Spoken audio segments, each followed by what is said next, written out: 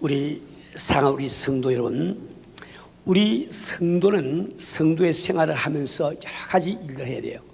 성경도 읽어야 되고 우리 기도도 해야 됩니다. 또 전도도 하고 선교도 하며 봉사도 하고 또 헌금도 하게 됩니다.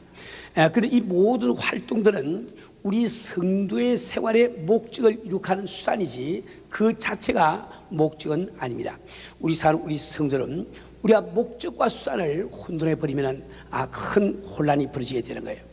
우리 성도의 생활의 목적은 과연 무엇인가? 그것은 바로 우리 하나님을 기쁘시게 한다는 것, 이것이 우리 성도 삶의 궁극적인 목적이 되는 겁니다. 그래서 사도 바울은 고린도후서 5장 9절부터 10절 사이에서 다음과 같이 고백을 하고 있습니다. 그런즉 우리는 거하든지 떠나든지 주를 기쁘시게 하는 자가 되기를 힘쓰노라.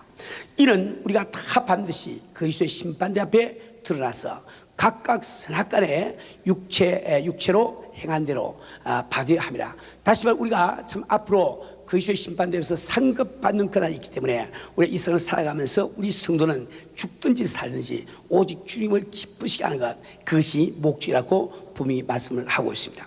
우리 성도는 우리가 목적과 수단을 혼동할 때 우리 신앙생활에 많은 혼란이 일어납니다.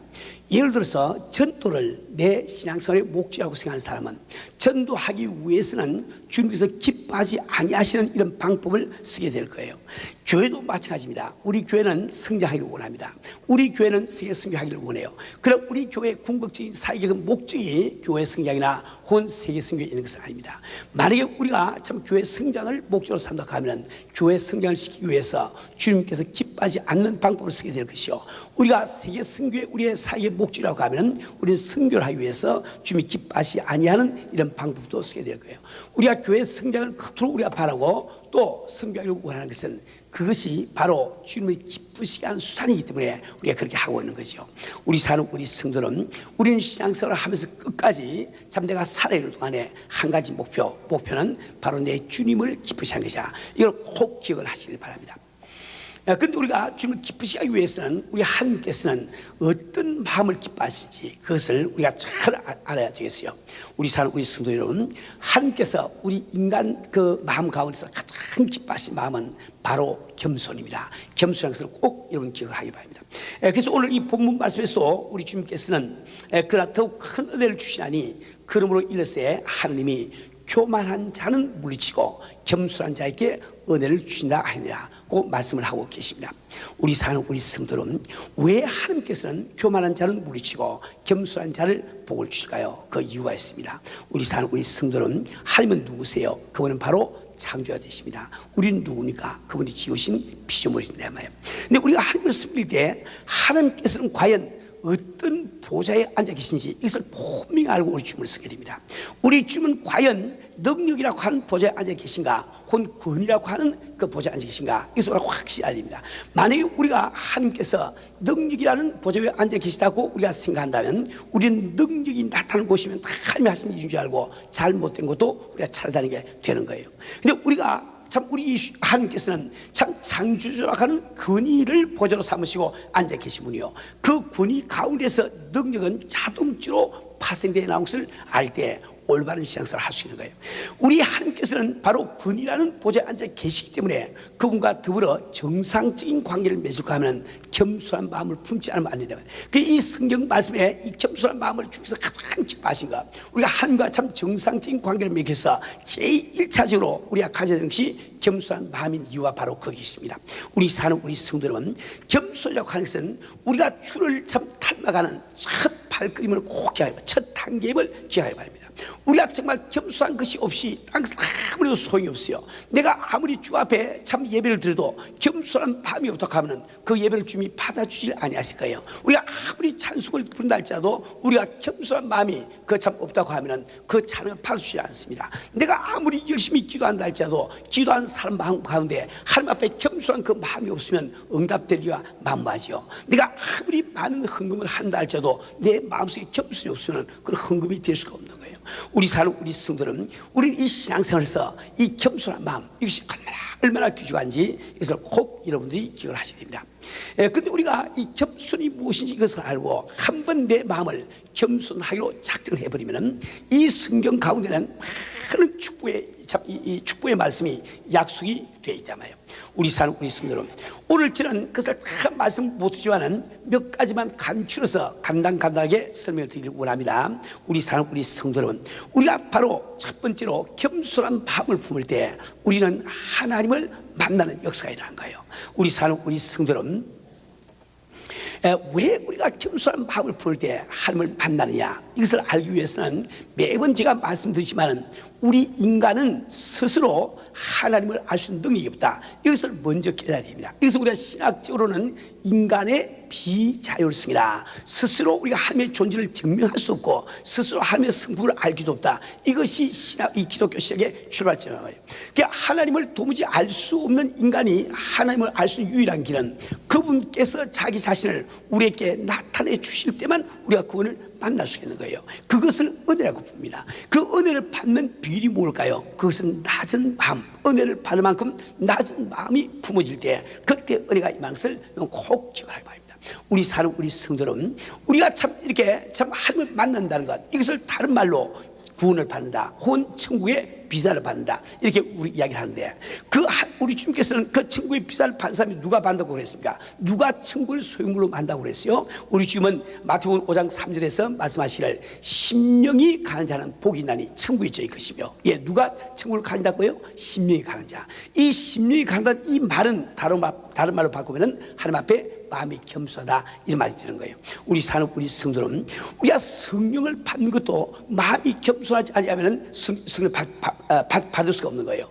왜냐하면 우리 주님은 친히 말씀하시기를 마태복음 16장 28절에서 진실로 내게 여기 섰는 사람 중에 죽기 전에 인자가 그 왕권을 가지고 오는 것을 볼 줄 알지라. 왕권을 가지고 온다. 이게 무슨 말일까요? 우리 주님의 재림을 말하는 것이 아닙니다. 우리 주님 재림이 아직 일어나지 않았어요. 그런데 왕권을 가지고 분명히 오신다고 우리 주님 말씀하시는데, 그 왕권을 가지고 오신 예수님이 바로 성님이시다 말이에요. 그렇죠? 그러니까 우리 참 이 주님께서 육신을 입으시고 인자로 이 땅에 오셨을 때 그분은 종으로 오셨습니다. 그래서 그분은 사람들에게 뺨도 맞으시고 침뱉음도 당하시고 채찍도 맞으시고 참 가시밀관도 쓰시고 참 이 갈대로 희롱도 당하시고 십자가에 참 못 박기도 하시고 창에 찌르기도 하시단 말이에요. 그러나 그분께서는 종으로 오시기 때문에 그 모든 사람들이 용서받기를 하나님 앞에 기도를 해야 된단 말입니다. 그러나 이 성령님은 이제 참 우리 주님이 성취하시다면 영광 받으신 다음에 왕권을 가지고 오신 예수님이기 때문에 그 앞에는 낮아지지 않고는 그분을 모실 길이 없단 말이에요. 그렇죠? 우리가 정말 이 교회를 다니면서 분명히 그분은 참 예수가 하나님의 아들이심을 믿고 있고, 그분은 분명히 예수께서 십자가에 지고 돌아가신 것은 나의 죄 때문을 믿고 있고 알고 있고, 더구나 그것을 성경을 가르치기까지 해가면서 성수주일도 하고 참 11조도 꽉꽉 내고 하는데 참 봉사활동도 열심히 하는데 성령 못 받는 사람이 있단 말이에요. 왜 그렇습니까? 그건 다 그런 지식과 그런 믿음을 갖고 있다고 생각하지만은 그들이 마음이 낮으시지 않기 때문에 성령이 임하실 수가 없는 거예요. 우리 사는 우리 성들은 우리가 바로 참 심령이 낮을 때, 즉 겸손할 때 우리는 하나님을 만나는 귀한 이 축복을 받을 수 있다. 두 번째로 우리가 겸손한 자만이 성령 충만을 유지를 할 수가 있습니다. 우리 사는 우리 성도 여러분, 우리 지난 2주 동안 저는 성령이 임하시면 이런 제목으로 말씀을 드렸습니다. 성령이 임하실 때 어떤 결과가 나타나는가 7가지로 제가 말씀드렸어요. 그 이외에도 많은 결과가 나타나지만은 시간 관계 때문에 7가지 말씀입니다. 다시 한번 간추려서 말씀드리면 제일 첫 번째로 말할 수 있는 기쁨이 생겨요. 성령이 임하실 때 도무지 있어서 맛보지 못하는 그 기쁨이 마음속에 팍 새사는, 그러니 생수의 강이 흐른다고 성경이 말씀하고 있는 거예요. 그 다음에 성령이 임하실 때 인간은 비로소 참다운 회개를 합니다. 그래서 성령이 임하실 때 자꾸 눈물이 나는 이유가 바로 그예요. 처음에는 왜 눈물 나는지 그 이유도 몰라요. 이유도 모르면서 자꾸 눈물이 흘립니다. 그 회개를 하고 있는 거예요. 그러면 세 번째로 성령이 임하실 때 예수 그리스도가 구주임을 믿으시고, 그리고 내가 구원받은 확신이 생기는 거예요. 즉 성경에서 내 속에 들어와서 내가 하나님의 자녀인 것을 증거해 주시니까, 그참 성경에서 예수님이 바로 그리스도를 증거해 주시니까 나도 모르게 믿어지는 역사가 일어난단 말이에요. 그 다음에 다섯 번째로 참 사랑이, 네 번째로 보니까 그 성경 말씀이 믿으십니다. 이 말씀이 도무지 믿으시지 않았는데 성경이 이제 인수되는 활자로만 보이는데 성령 바라보세요. 이 막 말씀이 살아서 움직이면서 그대로 믿어진단 말이에요. 그 다음에 다섯 번째로 그 마음속에 막 사랑이 우러납니다. 막 누구든지 다 끌어안고 싶고 누구든지 다 주고 싶고 말이지, 다 그 마음이 생기다. 왜? 우리 주님이 하나님의 마음이 사랑이시니까, 그죠? 그 영이 임하니까 자연히 우리 마음이 그게 되는 거예요. 그리고 그 다음에 여섯 번째로 전도하고자 하는 마음이 생깁니다. 누군지 붙들고 교회 데려가려고 그냥 애를 쓰는 마음이 생긴 거예요. 왜 그럴까? 이 성령은 바로 참 예수를 증거하기 위해서 오신 여기 때문에 그렇습니다. 그러면 일곱 번째로 성이 임하시면 큰 꿈과 비전이 생겨요. 보통 때 도무지 꾸지 못하던 이런 일들이 내가 성령 받고 나면 그것이 꿈이 생긴다 이 말입니다. 우리 사는 우리 성도 여러분, 우리가 성령을 받으면 이렇게 귀한 일들이 벌어지는 거예요. 얼마나 좋습니까?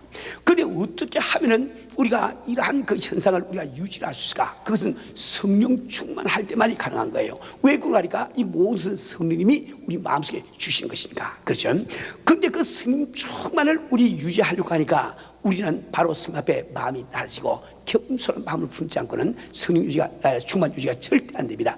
여러분이 정말 성령 받고 난 다음에 조그만 마음을 교만하게 가져보세요. 금방 성령께서 금방 이게 소문이 되는 것을 느낄 거예요. 세 번째로 우리가 참 겸손할 때 하나님께서 우리를 높여주는 역사가 납니다. 그분께서 참 높여주시기 때문에 높여주는 이 말씀은 우리를 사용하시든지, 안 그러면 이 땅에서 사람 앞에 존귀하게 해주시든지, 안 그러면 또 그분께서 이 지상에 참 이게 생활에 그 형통함을 허락하시다, 이런 뜻이 그 속에 들어있는 거예요. 우리 사는 우리 성도는 우리가 참 이게 겸손한 마음, 이 낮은 마음을 품지 않고는 주 앞에 힘을 받을 수가 없어요. 어떤 분들은 이런 어리석은 분들이 있어요. 목사님, 제가 좀 교회를 좀 옮겨야 되겠습니다. 그 왜 교회를 옮겨야 됩니까? 물었더니 이제 주님 오실 날도 멀지 않았고 나도 이제 좀 나이는 얼마큼 됐는데 주님을 섬기고자 해도 은혜 교회는 너무 성도가 많으니까 언제 장로 될지 모르겠고, 그러니까 작은 교회 찾아가서 빨리 장로 돼서 주님을 섬겨야 되게 되어요. 이런 분들은 참 생각을 잘한 것 같은데 성경적으로 완전히 반대로 생각하고 있는 거예요. 그런 생각 그 자체가 장로 될 자격이 없는 거야. 이걸 알아야 돼요. 우리 성경은 우리가 하나님의 손 아래 겸손하면 때가 되면 높여주라고 말씀하고 계시단 말이에요. 그죠? 우리가 참 이 장로가 안 될 때도 주님 뜻이 있어 그죠? 그렇게 겸손히 엎드려서 같이 할 때 주님께서 때가 되면 반드시 우리를 높여줌을 이 성경 말씀하고 있습니다. 어떤 젊은이가 참 선교사 지망생인데 공부를 다 한 다음에 선교사 참 되기 위해서 선교회 가서 그 신청을 했습니다. 그랬더니 거기 있는 분이 하는 말이 내일 새벽 3시에 와서 시험을 보라는 거예요. 그때 겨울철인데 그 깜깜한 밤에 그 추운 겨울 참 새벽에 이 참 젊은이는 잠도 거의 자지 못하고 그 새벽 3시에 갔습니다. 갔는데 문이 안 열린 거예요. 그래서 1시간 2시간 기다리는데 꼬박 5시간을 기다린 후에 시험관이 나왔단 말이에요. 그러나 이 청년을 안 하고 들어가서 이제 시험을 봅니다. 근데 시험 문제가 하는 말이 여보게 베이커, 그 빵 굽는 사람 있죠, 베이커, B-A-K-E-R 스펠링은 써보라 이거예요. 이거 참 정말 이게 어린애 장난도 아니고 말이에요. 그러나 이 사람은 그걸 다 썼다 말이에요. 그래서 또 한 말이 2 플러스 2, 2 플러스 2가 몇인지 답을 쓰라 이거예요. 이거 참 웃기지 않습니까? 그래도 이 사람이 살았고 참 잘 썼다 말이에요. 그랬더니 우리 그 시험관이 한 말이 당신은 선교사로서 충분한 자격이라고 생각하고 추천을 하겠습니다. 왜냐하면 당신은 벌써 그 추운 새벽 3시 일한 것을 보니까 극기하는 능력이 있어. 자기를 이길 수 있는 능력이 있단 말이에요. 당신은 이곳에 와서 참 3시간, 5시간 동안을 기다리는 걸 보니까 그 많은 인내심이면 선교사에 가서 충분히 일할 수 있을 것 같습니다. 그리고 내가 하는 말에 무지 순종을 하는 거 보니까 벌써 순종하는 마음이 다 돼 있단 말이지. 그리고 당신은 참 이렇게 참 베이커란지 2 플러스 2 이런 거 답을 국민학교 학생처럼 유치원 학생처럼 겸손하게 다 받아쓴 걸 보니까 당신이야말로 겸손을 갖춘 사람입니다. 그죠? 그래서 선교사가 됐다는 이야기다 말이에요. 우리 사는 우리 성도는 우리가 정말 낮아질 때 우리 주님께서 쓰시는 역사가 일어나는 거예요. 이 성경 말씀은 우리가 하나님 앞에 겸손할 때 하늘나라에서는 말할 것도 없지만은 사람 앞에서 존귀케 됨을 약속하고 또 형통함을 약속하고 있습니다. 베드로전서 5장 5절에 보면 젊은 자들아 이와 같이 장로들에게 순복하고 탓으로 겸손으로 허리를 동이라. 하나님이 교만한 자를 물리시고 겸손한 자에게는 은혜를 다하시라.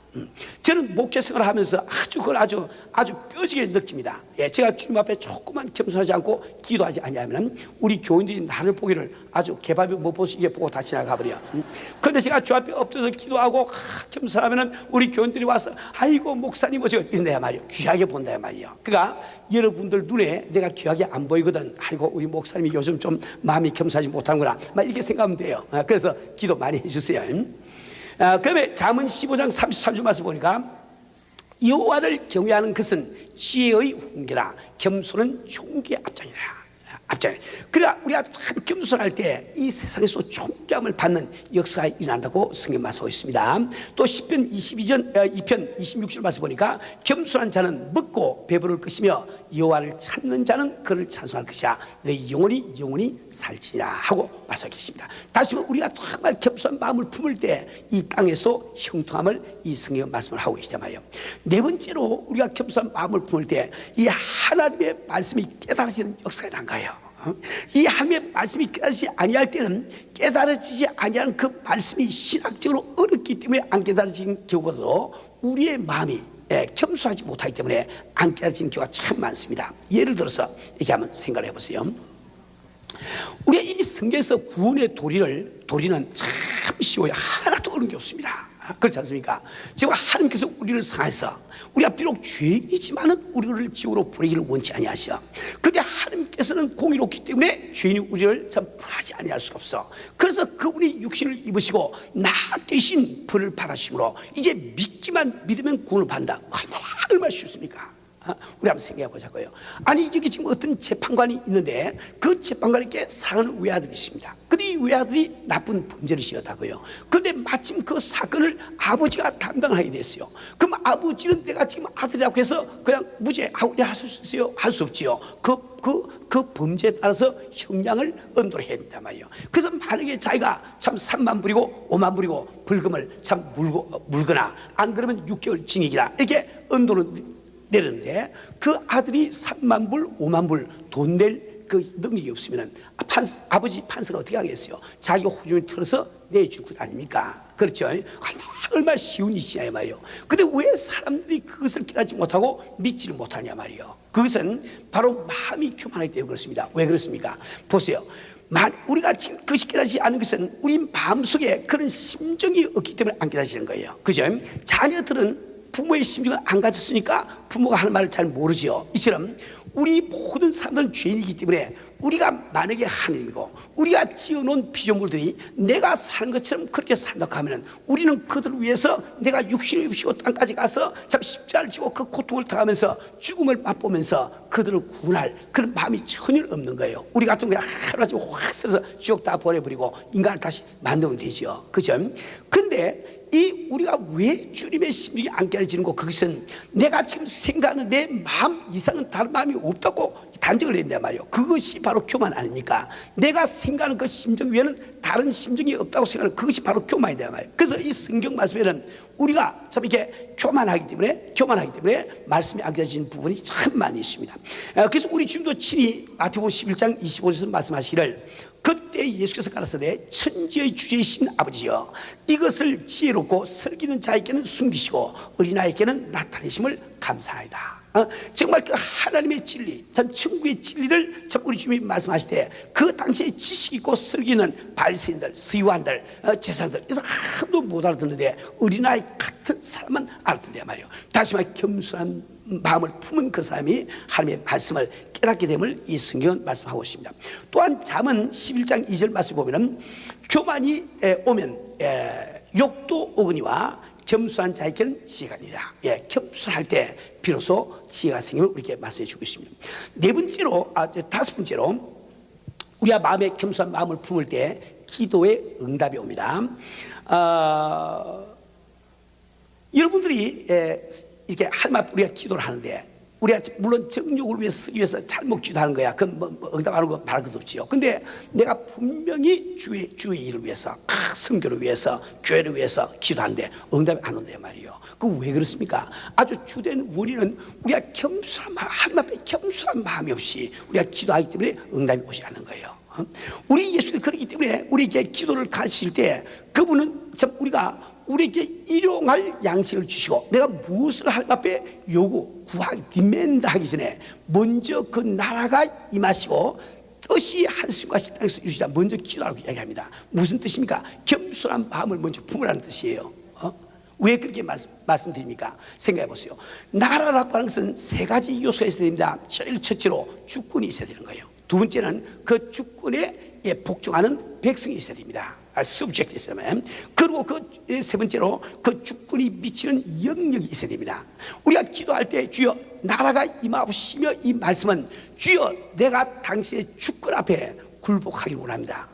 이 submissiveness를 말한다. 그러니까 우리 주님께서 먼저 겸손한 마음을 품고 그 다음에 일용할 양식을 구하라. 그죠? 그러니까 우리가 이 참 겸손한 마음이라고 하는 것은 바로 기도의 응답을 보장하는 것과 똑같단 말입니다. 우리 성도 여러분, 시편 17절 말씀 보면은 여호와여 주는 겸손한 자의 소원을 들으셨으니, 겸손한 자의 소원, 우리 겸손한 마음을 품을 때 우리 소원을 이루시라고 성경이 말씀하고 있습니다.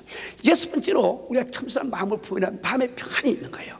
마음에 말씀은 평안이 있습니다. 우리 주님께서 마태복음 11장 28절에 말씀하시길 수고하고 무거운 짐이 자라 다 내게로 오라, 내가 너희를 쉬하랴, 이렇게 말씀하시잖아요. 그런데 그 말씀은 거기서 끝난 게 아니에요. 그 다음을 읽어야 됩니다. 그 다음에 11장 29절 말씀에 보니까 이렇게 기록되어 있습니다. 나는 마음이 온유하고 겸손하니 나의 멍에를 메고 내게 배우라, 그리하면 너희 마음이 쉼을 얻으리라. 우리가 주님 앞에 왔다는 이 말은 무슨 말이에요? 주님의 온유와 겸손을 배울 때 비로소 쉼을 얻는단 말이에요. 그죠? 우리가 참 주님의 겸손, 그분은 정말 하늘 보좌에 앉으신 분이신데 우리를 위해서 다 영광 보좌 버리시고 정말 인간의 모습을 하시고 이 땅까지 오셔서 그 멸시천대 다 당하시고 그분 십자가까지 지지하려 말이에요. 그런 그 겸손을 우리가 배울 때 우리 마음속에 평안이 있다고 말씀하십니다.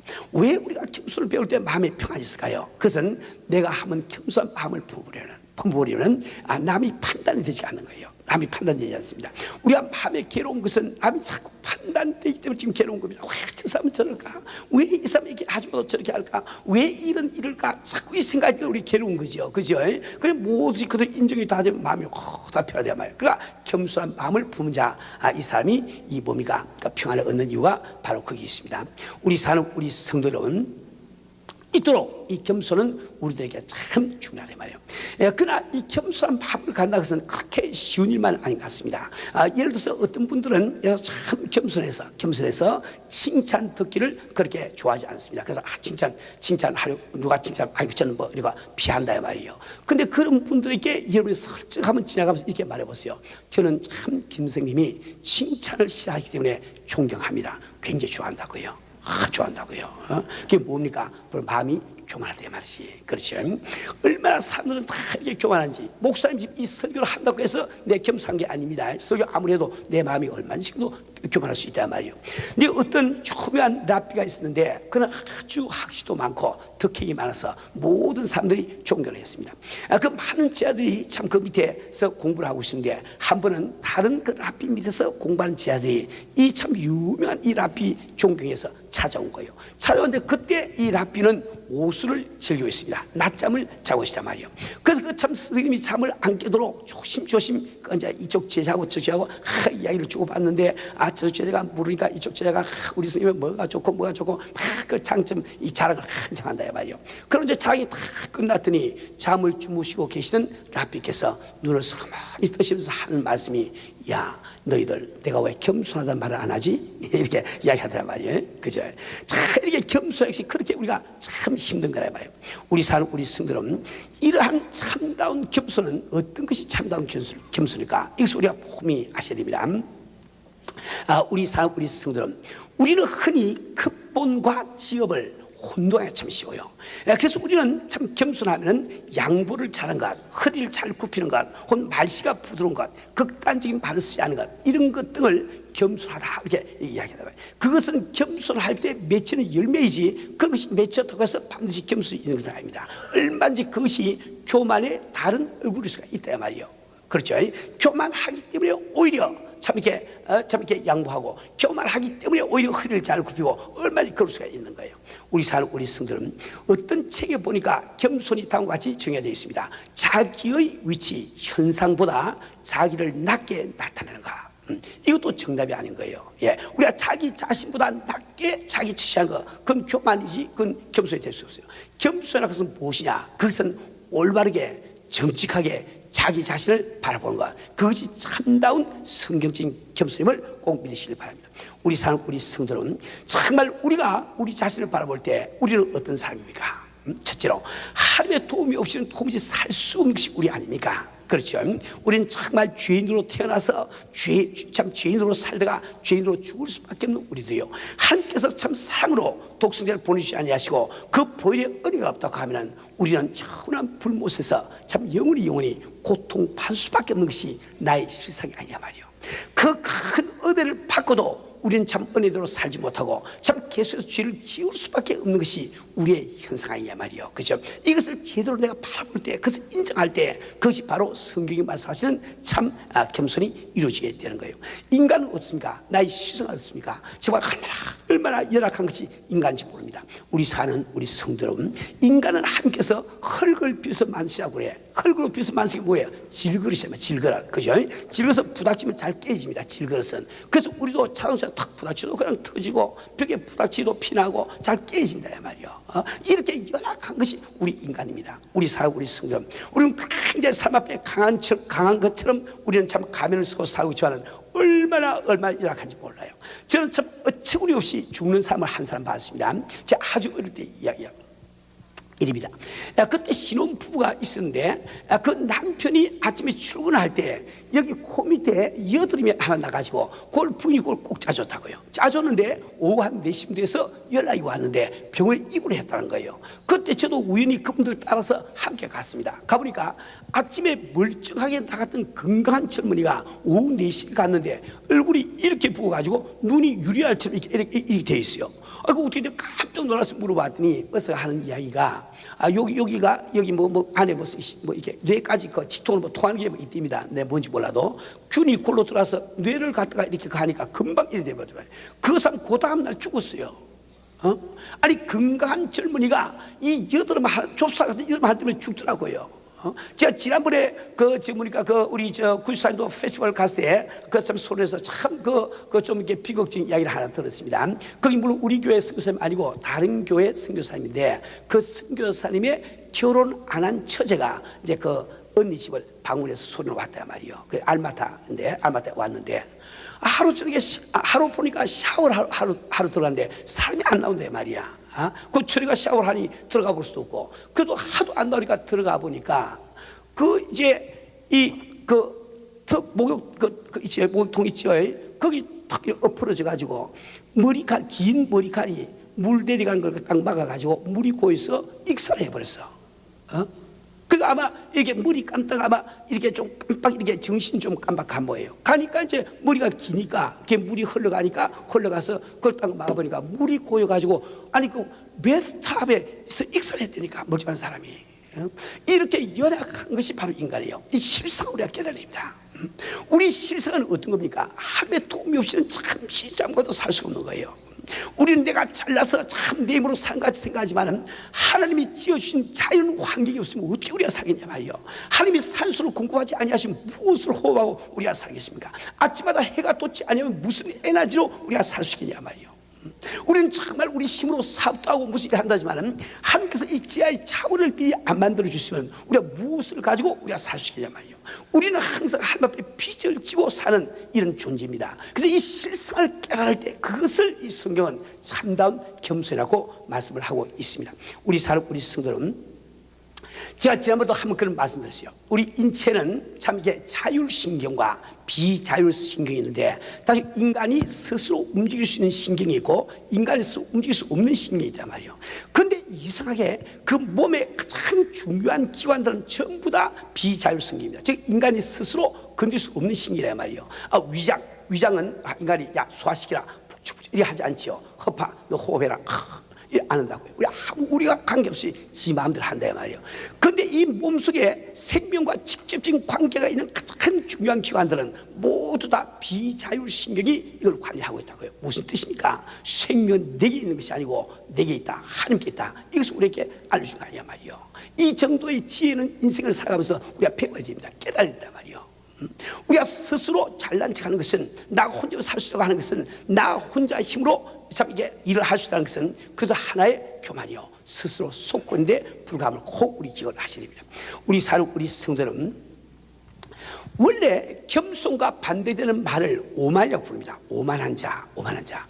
그런데 이 오만한 자 가운데는 세 가지가 들어가는데, 교만한 자, 그 다음에 거만한 자, 자만한 자, 이 세 가지 들어갑니다. 그 교만한 자는 무엇을 교만하고 부른 거? 그것은 자기 스스로가 지식이 좀 있다 이렇게 생각하는 사람은 교만합니다. 아주 교만하다고요. 근데 자기가 좀 돈이 있거나 권력이 있다 생각하는 사람은 좀 거만합니다. 그러니까 그러면 그래도 더 배를 좀 내밀고 팔자 걸고 또 이렇게 걷는다든지, 옛날 우리 한국에서 보면은. 그 다음에 좀 무슨 체험이 있거나 남다른 경험이 있는 사람은 자만하단 말이에요. 그래서 남이 뭐라고 이야기해도 아이고 너희들은 몰라, 지나보면 알 때 자만한 마음이 생기죠. 그렇지? 그런데 우리 예수 믿는 사람들이 지식이 있어야지요. 지식이 없으면 되겠어요? 예수 믿는 사람이 돈이 있어야죠. 돈이 없어도 되겠어요? 예수 믿는 사람이 체험이 있어야죠. 체험이 없으면 되겠냐 말이에요. 그런데 우리가 어떻게 해야 우리가 참 이렇게 참 이 교만한 자, 거만한 자, 자만한 자 되지 아니할고, 교만하다고 하는 것은 지식이 있지만 그 지식을 하나님보다 더 중하게 생각하니까 교만한 자가 되는 거예요. 우리가 박사기를 10개를 가지고 하나님을 더 중요하게 생각하면 그건 주 앞에 쓰임받는 지식이 됩니다. 그죠? 돈도 마찬가지요. 내가 돈을 10,000불, 100,000불 갖고 있는데 이것을 정말 하나님보다 귀하게 여기는 사람은 거만한 자가 된단 말이에요. 그러나 내가 돈을 1,000,000불을 갖고 있어 그 돈보다도 하나님을 더 귀하게 여기면 그 사람은 겸손한 자가 된다 말입니다. 그렇죠? 우리가 정말 이 체험도 천국 다녀온 체험이 있다 할지라도 내가 하나님을 더 귀하게 여기면 그 체험이 좋은 위대한 간증거리가 되지 않습니까? 그렇죠? 우리는 정말 겸손한 자가 정말 우리가 되어야 되겠어요. 우리 사는 우리 성도는 이 성경 말씀은 겸손하지 못한 것, 즉 교만하고 거만하고 자만하고 이런 것을 스스로 속고 있다고 이야기합니다. 즉 자기 실상을 보지 못하고 스스로 속고 있단 말이야. 이게 많은 사람들이 이렇게 참 스스로 속아서 상상의 죄를 많이 범하는 것 같습니다. 한 번은 어떤 목사님이 자만에 대해서 아주 참 이게 길게 참 설교를 했는데, 그걸 다 끝나고 났더니 어떤 참 이 부인이 목사를 기다리고 있습니다. 그 목사님이 나오니까 목사님 제가 회개할 것이 있습니다. 아이고 자매님 무슨 죄를 지었길래 그걸 회개하려고 그럽니까? 그랬다 할 말이, 제가 며칠 전에 그거를 보는데 내 얼굴이 얼마나 아름다운지 그 귀중한 시간을 그 내 얼굴 보느라고 1시간을 보냈으니 내가 참 이 자만의 죄를 갖다가 회개하기 원합니다. 목사님이 하신 말씀이, 자매님 그런 것은 자만의 죄라고 부른 것이 아니고 상생의 죄라고 부른 거예요. 그렇게 이야기하더라고요. 상생의 죄라고. 우리가 스스로 속아서 상생의 죄를 지으면 안 되는 거예요. 아주 어리석은 자가 되고 말입니다. 우리 사는 우리 성도, 그럼 우리가 정말 하나님 앞에 어떻게 이 겸손한 마음을 유지하겠습니까? 세 가지를 꼭 기억하세요. 제일 첫째, 기도에 힘쓰세요. 기도에 힘을 쓰세요. 왜 그런가 하니까 내가 정말 나의 실상을 깨닫는 것은 성령님의 조명이 없이는 절대 부활해요. 인간은 자기를 자기 스스로 보지 못합니다. 그래서 기도를 많이 하는 그 사람이 성께서 일루미네이트 이렇게 조명해 주니까 내가 죄인이구나, 내 실상을 깨닫게 된단 말이에요. 두 번째는 하나님의 말씀을 우리 상고하시고 말씀을 많이 읽으세요. 왜냐하면 하나님의 말씀은 바로 우리를 비춰주는 거울과 같다 말이에요. 세 번째로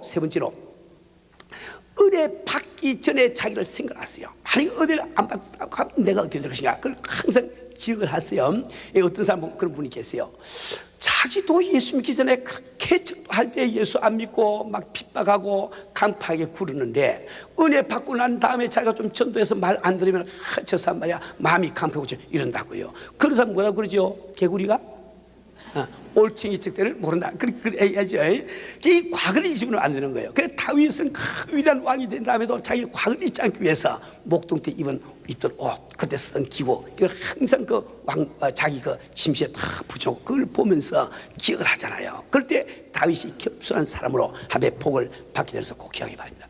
우리 성도들은 근데 우리가 과연 내가 겸손하지 않았냐, 정말 이 성경의 말씀을 겸손을 갖고 있나 안 갖고 있나, 이것을 알기 위해서는 겸손한 마음을 가졌을 때 맺히는 열매를 보면 됩니다. 제일 첫째, 여러분이 진정으로 겸손한 마음을 품었다 하면 여러분은 기도하는 사람이 될 거예요. 왜? 하나님의 도우심이 없이는 도무지 살 수를 깨달았으니까 우리는 아침 저녁으로 시간만 있으면 기도하기를 힘쓰는 거예요.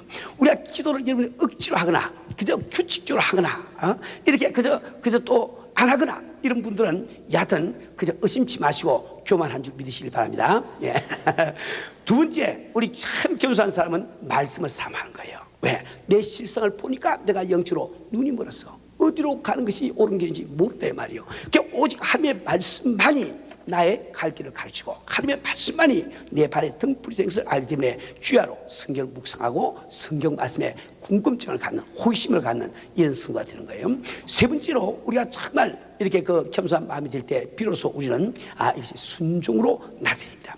이때 이 순종이라고 하는 것은 하나님에 대해서 순종할 뿐만 아니라 우리 사회에서 순종하는 사람이 되는 거예요. 왜? 우리가 순종할 때, 공부할 때 말씀드렸지만은 하나님께서는 우리 인간이 하나님께 순종하는지 그 여부를 알기 위해서 그분은 이 인간 사회 위임 권위 제도를 쓰고 있습니다. 그래서 국가에는 대통령이 계시고 장관이 계시고 국장이 다 있다. 그건 하나님 위임 권위입니다. 우리가 한 나라에 살면 반드시 그 나라 정부에 우리가 복종을 하고 순종해야 될 의무가 있다 말이에요. 그래서 그 참 위정자가 비록 나쁜 일을 한다 할지라도 우리는 그를 위해서 기도할 뿐이지 대항을 하거나 이러면 안 돼. 그럼 그건 비기독교식입니다. 또 이제 참 이 가정에는 참 남편이 있고 부인이 있고 큰아들이 있고 작은아들이 있고 이렇게 하는 것처럼 우리가 올바른 겸손한 사람은 참 가정에서 부인은 아무리 내가 믿음이 좋더라도 믿음 없는 남편에게도 순종할 줄 아는 거예요. 그것이 아주 겸손한 표시란 말이에요. 그렇죠? 그 교회는 또 목사님 있고 우리 장로님들이 계시고 집사님들이 계시고 있으면 그 순종이 그대로 겸손한 사람은 순종이 절로 나타나야 되는 겁니다. 그러면 넷째로 온유한 마음이 생기는 거예요.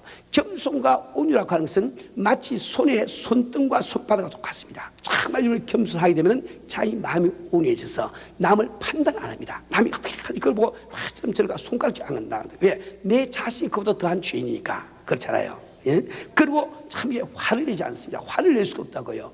우리는 억울한 소리 들으면 막 화를 내고 이러는데, 아니 내 실상을 알면은 예수가 없으면 참 영면할 수밖에 없는 죄 투성이 내가 그분이 억울한 말을 해다고 억울하게 들리기가 하나도 없지요. 그죠? 내가 누가 억울한 어떤 말한 것이 억울하게 들리거나 어떤 나를 대신하는 것이 억울하게 느껴지거든. 아이고 내가 교만하구나. 이 겸손한 마음이구나. 이렇게 진단을 할 수 있으면 참 좋습니다. 그다음에 다섯 번째로 범사에 감사가 된다 말이에요. 왜 그런가 하니까 우리는 참 제한된 연약한 피조물임을 내가 인정하기 때문에 내가 보기에 아무리 좋지 않은 일도 우리 창조자 아버지께서 합력하여 선을 이루다고 그랬으니 어련히 내게 복이 되길래 이를 하셨을까. 그래서 교통사고 나도 주여 교통사고 난 것을 감사합니다. 교통사고 났지만은 죽지 않은 것을 감사합니다. 그 기도가 아니고 교통사고 난 자체를 감사한단 말이에요. 그것이 참답게 범사에 감사하는 사람이에요.